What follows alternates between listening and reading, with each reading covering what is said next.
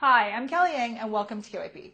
There's been a lot of talk about Syrian refugees in recent months. Well, today I want to talk about a group that no one is talking about, the Rohingya people of Myanmar. What I found out about them will shock you.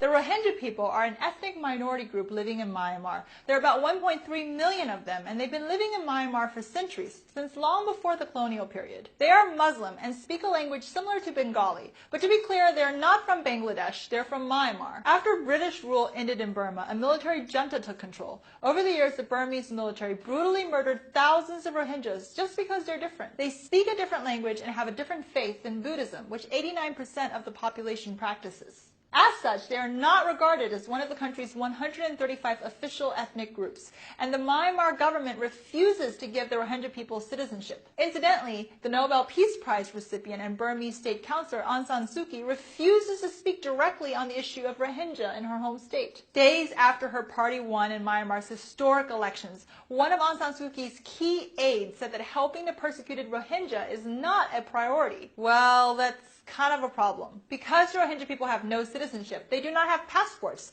They cannot go to school, get access to healthcare, or apply for many jobs. They're also not allowed to leave. In Myanmar, they're told, Bengali, go back to your country. While in Bangladesh, they're told, Burmese, go back to your country. Most live in camps, which are technically camps for their own protection, but are essentially concentration camps. Without access to proper food or health care, many die from totally treatable and preventable diseases like tuberculosis. Not surprisingly, many of the Rohingya choose to be smuggled out of Myanmar by human traffickers rather than sitting around waiting to die. Every day, scores of Rohingya put their lives at risk on rickety boats bound for Thailand and Malaysia. Many drown at sea. Indonesia and Malaysia routinely turn boats away. The UN estimates that as many as 25,000 Rohingyas have been smuggled out of Myanmar in just the first 3 months of 2015 alone. And for the lucky few who make it to the other side, they're in for a brutal awakening. In Thailand and Malaysia, traffickers demand large ransoms, upwards of thousands of dollars per head. Men get sold into forced labor on fishing boats or on farms. In fact, the shrimp you and I eat for dinner might have been caught by a Rohingya slave in Thailand. The women get sold into marriages.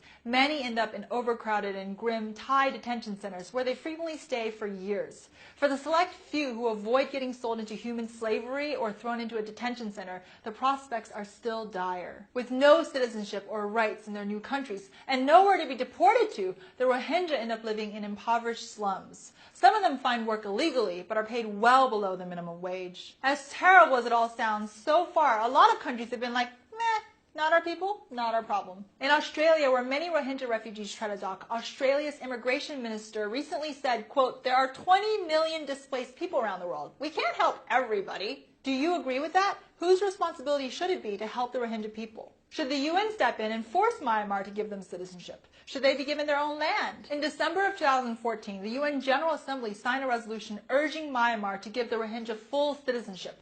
And in July of 2015, the UNHCR also signed a resolution urging Myanmar to give the Rohingya full citizenship. But so far, it hasn't happened yet, and meanwhile, thousands are still fleeing and dying. What do you think should be done about the situation? Leave me your thoughts and comments. I'd love to hear from you. And because not many people are talking about the Rohingya, I hope you'll share this video and talk about it with your classmates and friends. Until next time, I'm Kelly Yang, and thanks for watching KYP. Hey guys, a lot of people think we're just a video channel, but we're actually a school. Learn with us at our learning centers in Asia or online. To find out more, enroll in classes, or to teach with us, go to kellyyang.edu.hk.